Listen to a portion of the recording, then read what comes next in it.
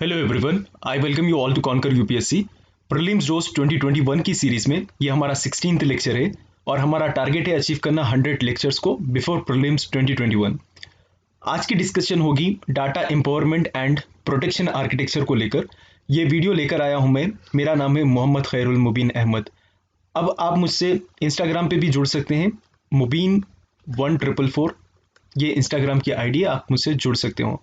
आइए discussion start करते हैं। Data empowerment and protection architecture. Recently NITI Aayog ने कुछ सजेशंस दिए हैं और कमेंट्स भी दिया है data empowerment and protection architecture को लेकर। ये एक ड्राफ्ट है जो प्रिपेयर किया जा रहा है, इनफैक्ट प्रिपेयर हो भी गया है। ये डाटा एम्पावरमेंट से रिलेटेड है और किस तरह से हम डाटा को प्रोटेक्ट करें वो आर्किटेक्चर समझाया गया है। वो आर्किटेक्चर कुछ इस तरह से होगा, मैं इसको एक्सप्लेन करूंगा बाद में। More on news along with NITI Aayog के साथ साथ ये पॉलिसी में इन्वॉल्व होंगे 4 रेगुलेटर्स।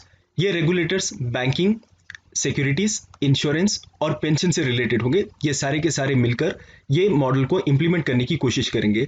अगर मैं सिक्योरिटीज की बात करता हूँ तो आपको मिलेगा सेबी यहाँ पे। अगर मैं बैंकिंग की बात कर रहा हूँ तो यहाँ पे मिलेगा आपको आरबीआई। अगर इंश्योरेंस की बात कर रहा हूँ तो आईआरडीएआई और पेंशन की बात कर रहा हूँ तो पीएफआरडीए। ये सारे लोग मिलकर काम करेंगे। इनके साथ साथ नीति आयोग भी होगा और मिनिस्ट्री ऑफ फाइनेंस भी इन्वॉल्व होगी। ये पॉलिसी को रिलीज किया जाएगा 2020 में और ये रिपोर्ट को प्रिपेयर किया जा रहा है ISPIRT, या जो कि एक not for profit think tank है। अभी करंट स्टेटस क्या है हमारे डाटा फ्रेमवर्क का, डाटा प्रोटेक्शन इंडिया में किस तरह से किया जा रहा है। देखिए, सबसे पहले तो मैं ये बताता हूँ आपको, जिस तरह से ऑयल इंपॉर्टेंट है हर चीज़ के लिए, कुकिंग के लिए, ट्रैवलिंग के लिए, एनीथिंग, ऑयल बहुत ज़्यादा इंपॉर्टेंट है। करेक्ट। आजकल ये बताया जा रहा है कि ऑयल को कंपेयर किया जा रहा है डाटा से। अगर ऑयल नहीं है तो आप कुछ काम नहीं कर पाओगे, सिमिलरली डेटा है ये।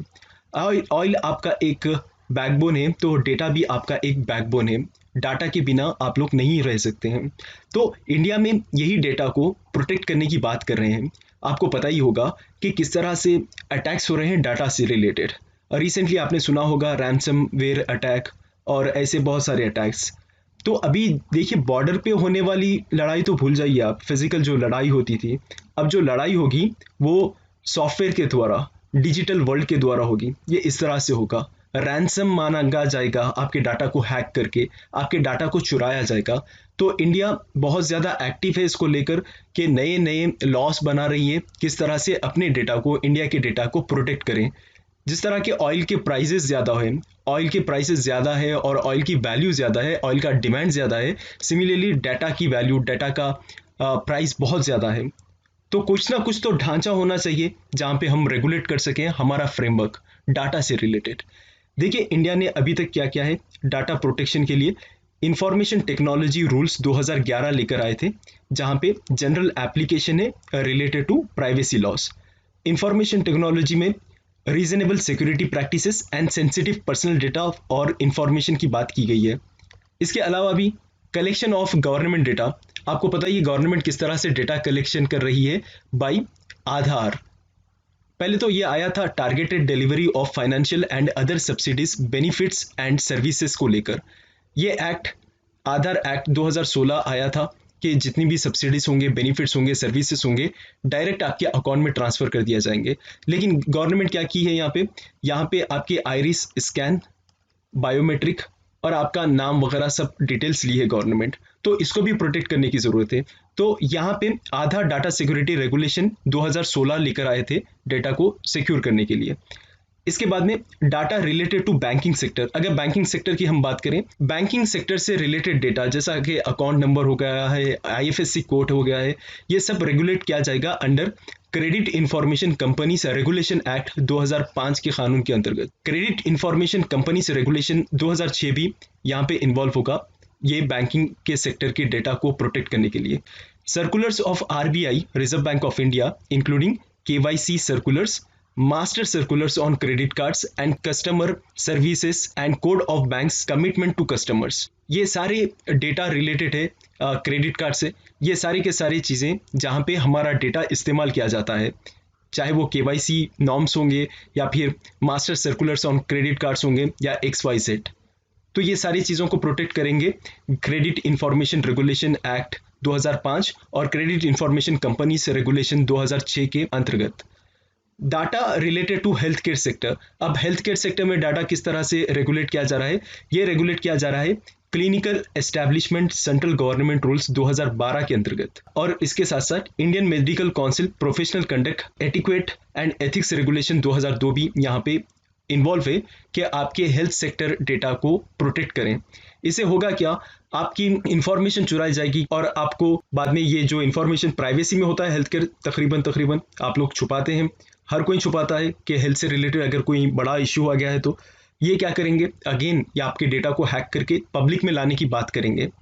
इस तरह से होता है। तो यहाँ पे भी हेल्थ केयर के डेटा को प्रोटेक्ट करने के लिए हमारी सेंट्रल गवर्नमेंट बहुत ज़्यादा इन्वॉल्व है। 2012 में भी लॉ लेकर आई थी और 2002 में भी लॉ लेकर आई है। As a part of potential reforms with regard to the data protection regime, personal data protection bill 2019 ये भी आया था पोटेंशियल रिफॉर्म से रिलेटेड। करंटली ये एक स्टैंडिंग कमेटी को रिफर किया गया है कि देखना आप इसमें अगर कुछ अमेंडमेंट्स करने की ज़रूरत है, कुछ ऐड करने की ज़रूरत है तो हमें बताना, फिर हम वापस रखेंगे पार्लियामेंट में अगर नेसेसिटी रही तो। Non personal data governance framework and national digital health mission among others have been envisaged. Data empowerment is the process. देखिए, ये समझाने से पहले मैं आपको ये समझा दूं कि डेटा क्या होता है। डेटा एक बहुत ही बड़ी टर्म है, ये बहुत कुछ हो सकता है। आपका नाम हो सकता है, आपके नाम से लेकर इनफैक्ट सारी इंफॉर्मेशन आपकी हो सकती है कि आप किस पॉलिटिकल पार्टी को सपोर्ट करते हैं, आपके रिलीजियस व्यूज़ क्या है, आपका सेक्सुअल ओरिएंटेशन क्या है, आपकी हेल्थ रिपोर्ट्स क्या है। ये सब बेसिकली एक डेटा के बहुत ही बड़े अम्ब्रेले के अंदर आते हैं। बड़े अम्ब्रेले के अंदर आना यानी बड़े छाते के अंदर आना। इस छाते के अंदर सारे पार्ट्स और सब पार्ट्स बनाए गए हैं डेटा के, जैसा कि फॉर एग्जांपल सेंसिटिव डेटा क्या होता है, पर्सनल डेटा क्या होता है। और इतना ही नहीं छोड़ा, इसको डिफाइन भी क्या है कि सेंसिटिव डेटा में ये चीज़ें आएंगे, पर्सनल डेटा में ये चीज़ें आएंगे। ये ड्राफ्ट में सारी चीज़ें डिस्कस की गई है एलॉबरेट मैनर में। अब डेटा एम्पावरमेंट क्या होता है? ये एक प्रोसेस है जहाँ पे लोग अपनी खुदी से या फिर किसी इंटरमीडियरीज की, मतलब बीच में कोई एजेंट ब्रोकर लेंगे, उसकी मदद से या तो कंट्रोल लेने की कोशिश करेंगे या कोई पावर गेन करने की कोशिश करेंगे ओवर द डेटा। सोसाइटी के वेलबीइंग के लिए भी हो सकता है ये, और ये डेंजर भी हो सकता है, अलग से भी हो सकता है। सो लोगों को ये समझने की ज़रूरत है कि आपकी राइट टू प्राइवेसी क्या है डेटा को लेकर। क्या क्या चीज़ें आपको लोग से शेयर करना चाहिए, क्या क्या चीज़ें आपको लोग से शेयर करना नहीं चाहिए, और आपका डेटा किस तरह से क्रिएट कर सकें, किस तरह से प्रोड्यूस करें, और किस तरह से इसका कॉमन यूज़ हो सकता है। ये सारी चीज़ें बताई गई है। Now coming to this part, architecture क्या है डेटा का, ये मैं आपको बताता हूँ। देखिए, empowerment data empowerment and protection architecture यहाँ पे होगा। ये एकदम वेग तरीके से दिखा है मुझे, फिर भी बता देता हूँ मैं आपको। यहाँ पे इंफॉर्मेशन है यूज़र की। अगर आपने रिक्वेस्ट किया है डेटा, ये रिक्वेस्ट जाएगी कंसेंट मैनेजर के पास। ऐसे ही आपका डेटा कोई नहीं ले सकता। ये कंसेंट मैनेजर आपसे परमिशन लेगा कि इसको देना है। तब अगर आपने हाँ कहा तो डेटा जाएगा, अगर आपने ना कहा तो डेटा शेयर नहीं होगा। यही पूरा प्रोसीजर के डेटा का रिक्वेस्ट कैसा हो रहा है और डेटा किस तरह से जा रहा है। यहाँ पे इंफॉर्मेशन यूजर्स जैसा कि flow based credits, personal finance management, wealth management, ये भी हो सकता है। और सारे के सारी चीज़ें E2E होगा, इनक्रिप्टेड डेटा फ्लो होगा। यहाँ पे इनक्रिप्टेड यानी जहाँ से रिक्वेस्ट की गई है और जहाँ पे रिक्वेस्ट भेजी गई है, सिर्फ इन दोनों को ही पता होगा कि डेटा में क्या है। ये एक पैकेज जैसा होगा, एक पैकेट जैसा होगा, और ये पैकेट वहीं पे खुलेगा जहां पे आपने भेजा था। यहाँ पे कोई भी दूसरा आदमी, कोई दूसरा एजेंट नहीं पढ़ सकेगा आपका डेटा। तो ये कंसेंट मैनेजर क्या है? कंसेंट मैनेजर का काम यही होगा कि ये आपके जो पैकेट को डिलीवर कर सकें सही एड्रेस तक, ये आपसे कुछ सवाल करें, ये होगा। तो basically E2E encrypted data flow based on user consent, ये होगा यहाँ पे। ये प्रोटेक्शन आर्किटेक्चर है डेटा का। I hope you have understand the architecture of data. With this, I'm closing the discussion for our day. If you have any queries, you can write it in the comment box. Thank you.